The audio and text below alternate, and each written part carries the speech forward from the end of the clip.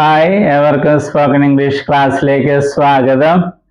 ഈ ക്ലാസ്സുകളിൽ ഇംഗ്ലീഷ് ഭാഷയിലെ പാസീവ് എന്ന് വിളിക്കുന്ന വാചകങ്ങളാണ് നമ്മൾ കണ്ടുകൊണ്ടിരിക്കുന്നത്. ആദ്യമേ പാസീവ് എന്താണെന്ന് നമ്മൾ അറിയണം. മലയാളത്തിൽ അവരെ കണ്ടു, അവരെ സഹായിച്ചു, അവരെ കൊണ്ടുവന്നു, അവരെ പഠിപ്പിച്ചു, ഇങ്ങനെ പറയുന്ന വാചകങ്ങളാണ് പാസീവ് വാചകങ്ങൾ. മലയാളത്തിന്റെ ഒരു പ്രത്യേകത, മലയാളത്തിലെ ചില വെർബ്സ്, ക്രിയകള് രണ്ട് രീതിയിൽ പാസീവായിട്ട് ഒരേ അർത്ഥത്തിൽ പറയാൻ പറ്റും. ഉദാഹരണം, അവരെ രക്ഷിച്ചു, അത് തന്നെ അവർ രക്ഷിക്കപ്പെട്ടു, അവരെ രക്ഷിച്ചു, അവർ രക്ഷിക്കപ്പെട്ടു, രണ്ടും ഒരേ അർത്ഥം തന്നെയാണ്. എന്നാൽ ഈ രീതിയിൽ അവർ ശിക്ഷിക്കപ്പെട്ടു, അവർ രക്ഷിക്കപ്പെട്ടു, അവർ പീഡിപ്പിക്കപ്പെട്ടു, ഈ രീതിയിൽ പറയുന്ന വെർബ്സ്, ക്രിയകള് കുറവാണ്. കൂടുതലും നമ്മൾ പറയുന്നത് അവരെ കണ്ടു, അവരെ സഹായിച്ചു, അവരെ കൊണ്ടുപോയി, അവരെ കൊണ്ടുവന്നു, ഈ രീതിയിലാണ് നമ്മൾ പറയുക. ഇതെല്ലാം പാസീവാണ്. വേറൊരു കാര്യം, എല്ലാ വെർബ്സും നമുക്ക് പാസീവായിട്ട് പറയാൻ സാധിക്കില്ല. ഉദാഹരണമായി, അവൻ ഡാൻസ് ചെയ്തു, അവനെ ഡാൻസ് ചെയ്തു എന്ന് നമ്മൾ പറയില്ല. എന്നാൽ അവൻ കണ്ടു, അവനെ കണ്ടു, അങ്ങനെ പറയാൻ പറ്റും. അതായത് എല്ലാ വെർബ്സിനും പാസീവ് ഇല്ല. ഇംഗ്ലീഷിലും അതുപോലെ തന്നെയാണ്, എല്ലാ വെർബ്സിനും പാസീവ് ഇല്ല. ഈ ക്ലാസ്സുകളിൽ നമ്മൾ കണ്ടുകൊണ്ടിരിക്കുന്നത് സിമ്പിൾ പാസ്റ്റ് ടെൻസ് എന്നതിന്റെ പാസീവ് വാചകങ്ങളാണ്. ടെൻസിന്റെ പേരൊന്നും പഠിക്കേണ്ട, ഇത് നമ്മൾ നേരത്തെ പഠിച്ചിട്ടുണ്ട്. ഞാൻ എഴുതി, ഞങ്ങൾ എഴുതി, അവർ വന്നു, നീ പോയി, ഇങ്ങനെയുള്ള വാചകങ്ങൾ നമ്മൾ നേരത്തെ കണ്ടിട്ടുണ്ട്. അവിടെ നമ്മൾ ഈ ഫോം, പാസ്റ്റ് ഫോം ആണ് ഉപയോഗിച്ചത്. എന്നാൽ പാസ്റ്റ് പാർട്ടിസിപ്പിൾ ഫോം ആണ് എല്ലാ പാസീവിലും ഉപയോഗിക്കുക. ഇതിന്റെ പാസീവ് വാചകം ഉണ്ടാക്കുന്നത് സബ്ജക്റ്റ്, അതിന്റെ കൂടെ ഇംഗ്ലീഷിലെ ഏറ്റവും പ്രധാനപ്പെട്ട വെർബായ ബി എന്ന വെർബിന്റെ പാസ്റ്റ് ഫോമിലുള്ള വാസ്, സിംഗുലറിന് വേണ്ടി വേർ, പ്ലൂറലിന് വേണ്ടി ഉപയോഗിക്കും. പിന്നെ നമ്മൾ ഉപയോഗിക്കുന്ന വെർബിന്റെ ഈ ഫോം, പാസ്റ്റ് പാർട്ടിസിപ്പിൾ ഫോം ഉപയോഗിക്കും. ഇങ്ങനെയാണ് ഈ പാസീവ് വാചകം ഉണ്ടാക്കുന്നത്. ഇതും കാണാപാഠമൊന്നും പഠിക്കേണ്ട, നമ്മൾ ആവർത്തിച്ച് പ്രാക്ടീസ് ചെയ്താണ് ഇംഗ്ലീഷ് പഠിക്കുന്നത്. അങ്ങനെയാണ് പഠിക്കേണ്ടത്. നമ്മൾ പാസീവില് ചൂസ് എന്ന വെർബാണ് സാമ്പിൾ ആയിട്ട് എടുത്തിട്ടുള്ളത്. ചൂസ്, ചോസ്, ചോസൺ വെർബ്സ് ഒക്കെ പഠിക്കണം. ഇവിടെ രണ്ട് വാചകങ്ങൾ കണ്ടു. ദേ വേർ ചോസൺ, അവരെ തിരഞ്ഞെടുത്തു. അതിന്റെ ചോദ്യം, അവരെ തിരഞ്ഞെടുത്തോ, വേർ ദേ ചോസൺ. ഇന്ന് നമ്മൾ കാണുന്നത് നെഗറ്റീവ് വാചകമാണ്, അവരെ തിരഞ്ഞെടുത്തില്ല. ഇതിലെ വെർബ് വേർ ചോസൺ ആണ്, വേർ ചോസൺ.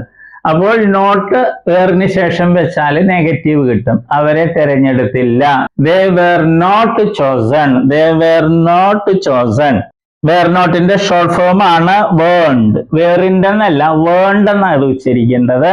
They വേൺഡ് chosen. എന്താ അതിന്റെ അർത്ഥം? ദേ വേൺഡ് ചോസൺ, അവരെ തിരഞ്ഞെടുത്തില്ല.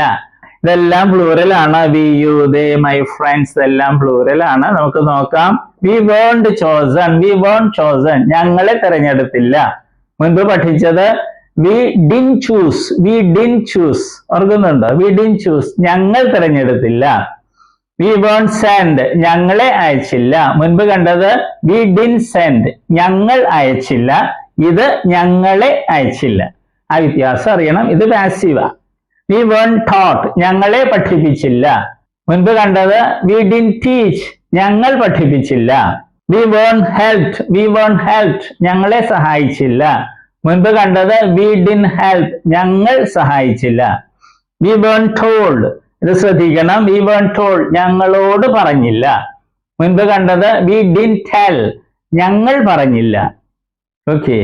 വി വേൺഡ് ആസ്ക്ഡ്, ഇത് ശ്രദ്ധിക്കണം. വി വേൺഡ് ആസ്ക്ഡ്, ഞങ്ങളോട് ചോദിച്ചില്ല, അല്ലെങ്കിൽ ഞങ്ങളോട് ആവശ്യപ്പെട്ടില്ല. മുൻപ് കണ്ടത് V didn't ask, V didn't ask, ഞങ്ങൾ ചോദിച്ചില്ല. ഓക്കെ.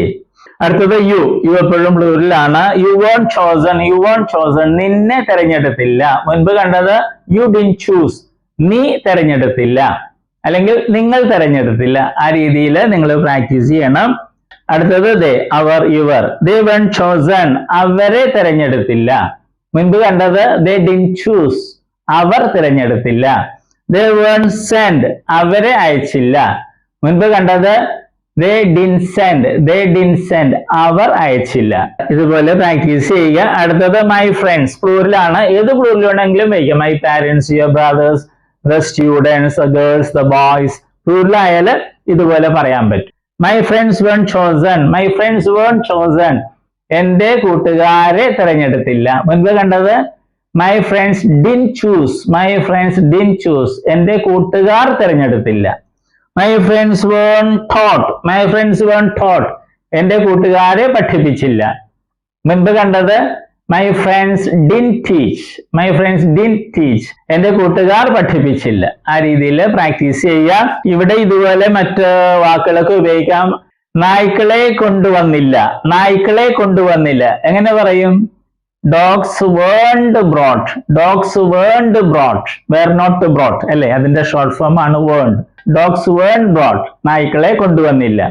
പുസ്തകങ്ങൾ കൊണ്ടുവന്നില്ല എങ്ങനെ പറയും? Books weren't brought. Books weren't brought. അവന്റെ വീടുകൾ വിറ്റില്ല.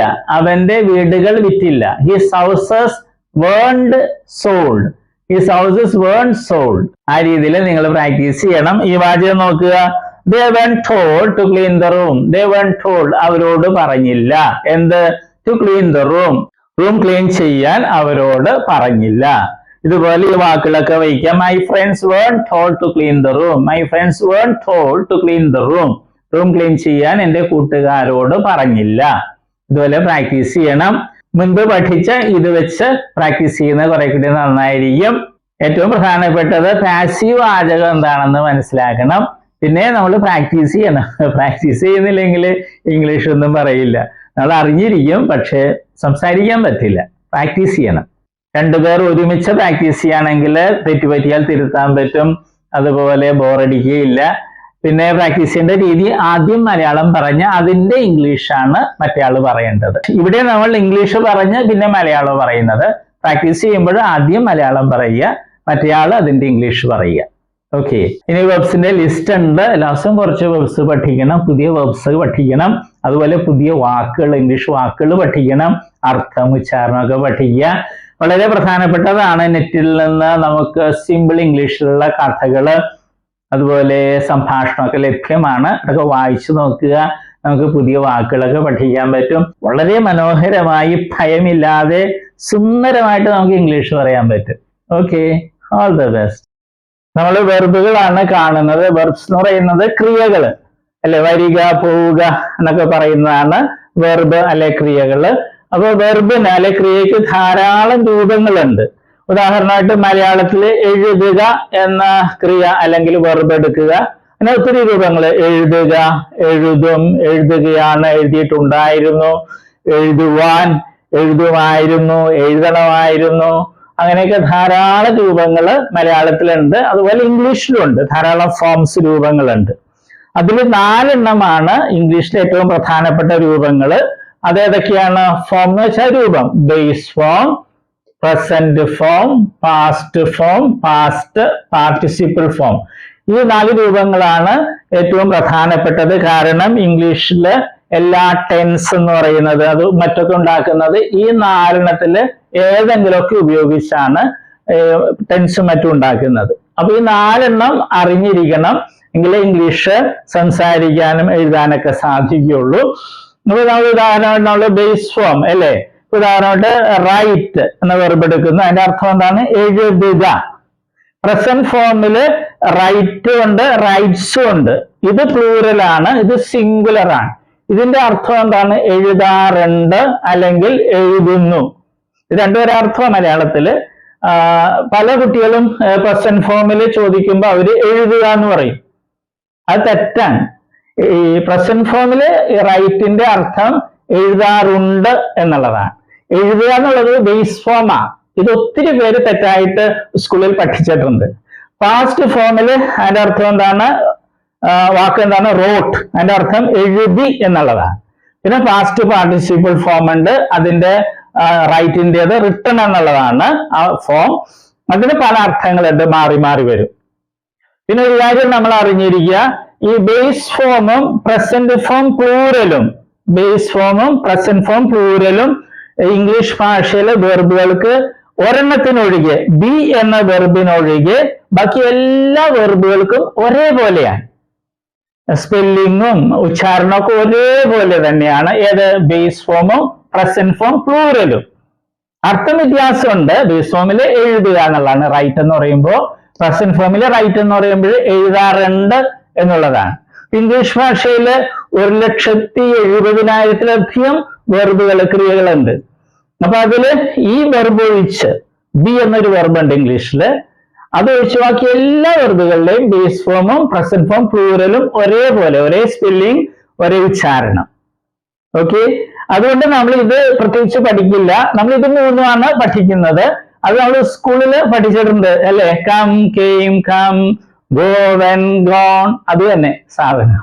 പിന്നെ നേരെ ഒരു കാര്യവും കൂടി, ഇംഗ്ലീഷിൽ നേരത്തെ പറഞ്ഞു 1,70,70,000 വെർബ്സ് ഉണ്ട്. അതിൽ ഭൂരിഭാഗം വെർബുകളുടെയും ഈ പാസ്റ്റ് ഫോമും പാസ്റ്റ് പാർട്ടിസിപ്പിൾ ഫോമും ഉണ്ടാക്കുന്നത് ഈ പ്രസന്റ് ഫോമിന്റെ കൂടെ ഡി അല്ലെങ്കിൽ ഇ ഡി എന്ന് കൂട്ടിച്ചേർത്താണ്. ഒരിക്കൽ കൂടി പറയട്ടെ, ഇംഗ്ലീഷ് ഭാഷയിലെ ഒട്ടുമിക്ക വെർബുകളുടെയും പാസ്റ്റ് ഫോമും പാസ്റ്റ് പാർട്ടിസിപ്പിൾ ഫോമും ഉണ്ടാക്കുന്നത് ഡി അല്ലെങ്കിൽ ഇ ഡി എന്ന് പ്രസന്റ് ഫോമിന്റെ ഈ പ്ലൂറലിനോടുകൂടെ കൂട്ടിച്ചേർത്താണ്. അല്ലാതെ കുറെ വെർബ്സ് ഉണ്ട്. അപ്പൊ പക്ഷെ അതാണ് നമുക്ക് ഒത്തിരി ഉപയോഗിക്കുന്നത്. അതിലൊരു ഒരെണ്ണമാണ് ഇത്, റൈറ്റ്, റോട്ട്, റിട്ടൺ. ഇത് മൂന്ന് രീതിയാണ്. റൈറ്റ് ഇത് വേറെ രീതി, റോട്ട് ഇത് റിട്ടൺ. ഓക്കെ, അപ്പൊ നമ്മൾ ഇത് മൂന്നും പഠിക്കുള്ളൂ. നേരത്തെ പറഞ്ഞതുപോലെ ഇത് പ്രത്യേകിച്ച് പഠിക്കേണ്ട കാര്യമില്ല, ബേസ് അർത്ഥം അറിഞ്ഞിരുന്നാൽ മതി. ഓക്കെ, ഇപ്പൊ കമ്മിന്റെ അർത്ഥം എന്ന് പറഞ്ഞാൽ വരിക. ബേസ് ഫോമിൽ കം എന്ന് പറഞ്ഞാൽ വരിക എന്നായിരിക്കും. പ്രസന്റ് ഫോമിൽ വരാറുണ്ട് എന്നായിരിക്കും അതിന്റെ അർത്ഥം. ഉച്ചാരണവും സ്പെല്ലിങ്ങും ഒന്ന് തന്നെ ആയിരിക്കും. അപ്പൊ നമ്മളിത് മൂന്ന് സ്കൂളിൽ നമ്മൾ പഠിച്ചിട്ടുണ്ട്. അത് ശരിയായിട്ടൊന്ന് മനസ്സിലാക്കണമെന്നേ ഉള്ളൂ. നമ്മളൊരു 16 ലിസ്റ്റ് വെർബുകൾ ഉണ്ടാക്കിയിട്ടുണ്ട്. ഏറ്റവും കൂടുതൽ ഉപയോഗിക്കുന്ന വെർബ്സ് ആണ് ഡി, ഇടിയും ചേർത്തതും ഉണ്ട്. പിന്നെ ഈ പ്രത്യേകതയുള്ള വെർബ്സും ഉണ്ട്. അത് നമ്മൾ പഠിക്കണം. ഇന്ന് നമ്മൾ കാണുന്നത് വെർബുകളുടെ ലിസ്റ്റിലെ 15ാമത്തെ ലിസ്റ്റ് ആണ്. വെർബുകളുടെ ഫോംസില് 4 ഫോംസ് ആണ് ഏറ്റവും പ്രധാനപ്പെട്ടത്. Base form, present form, past form, past participle form. കാരണം ഇവ ഉപയോഗിച്ചാണ് ഇംഗ്ലീഷിലെ ടെൻസുകളും മറ്റൊക്കെ ഉണ്ടാക്കുന്നത്. അപ്പൊ ഈ 4 ഫോം അറിയാതെ നമുക്ക് ഇംഗ്ലീഷ് നന്നായിട്ട് കറക്റ്റ് ആയിട്ട് സംസാരിക്കാനോ എഴുതാനോ സാധിക്കില്ല. മറ്റൊന്നുള്ളത് ബേസ് ഫോമും പ്രസന്റ് ഫോം പ്ലൂറലും ഒരേപോലെയാണ് ഇംഗ്ലീഷില്. ഒരു വെർബ് ബി ഒഴിച്ച് നമ്മൾ നേരത്തെ കണ്ടു. എന്നാൽ അർത്ഥം വ്യത്യാസമുണ്ട്. മറ്റൊന്ന് പ്രസന്റ് ഫോമിന് പ്ലൂറലും ഉണ്ട്, സിംഗുലറും ഉണ്ട്. സാധാരണ എസ് എന്ന് കൂട്ടിച്ചേർക്കുമ്പോഴാണ് സിംഗുലർ ആകുന്നത്. ആ ലിസ്റ്റിൽ ആദ്യം കാണുക, പ്രസന്റ് ഫോമിൽ ആദ്യം കാണുന്നത് പ്ലൂറലാണ്, രണ്ടാമത്തേതാണ് സിംഗുലർ. അർത്ഥം ഒന്ന് തന്നെയാണ്. അപ്പൊ നമ്മൾ 3 ഫോമേ പഠിക്കുള്ളൂ: present form, past form, past participle form. തുടങ്ങാം. Lie, lay, lain, see, saw, seen, speak, spoke, spoken, steal, stole, stolen, wear, wore, worn, write, wrote, written. ഈ വെർബുകളുടെ പ്രത്യേകത എന്താണ്? ഇത് മൂന്ന് രീതിയിലാണ് അല്ലെ? പ്രസന്റ് ഫോമും പാസ്റ്റ് ഫോമും പാസ്റ്റ് പാർട്ടിസിപ്പിൾ ഫോമും വെവ്വേറെ രീതിയിലാണ്. ഇനി അടുത്തുള്ള ഇനിയുള്ള വെർബ്സ് ഒക്കെ നമ്മൾ പാസ്റ്റ് ഫോമും പാസ്റ്റ് പാർട്ടിസിപ്പിൾ ഫോമും ഉണ്ടാക്കുന്നത് പ്രസന്റ് ഫോം പ്ലൂറലിന്റെ കൂടെ ഡി എന്നോ ഇ ഡി എന്നോ കൂട്ടിച്ചേർത്താണ്. ഓക്കെ, നമുക്ക് കാണാം.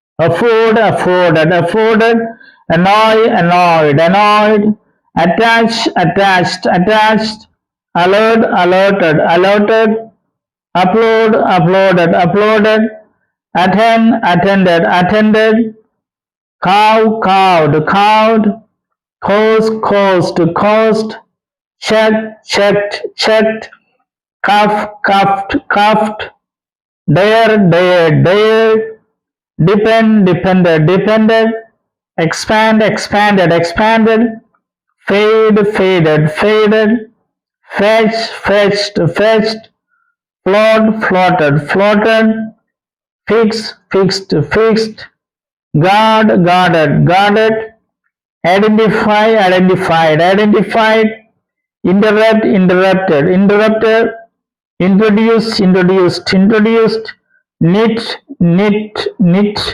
അത് knitted, knitted എന്നും കൂടിയുണ്ട്, അത് പ്രത്യേകം ശ്രദ്ധിക്കുക. multiply, multiplied, multiplied.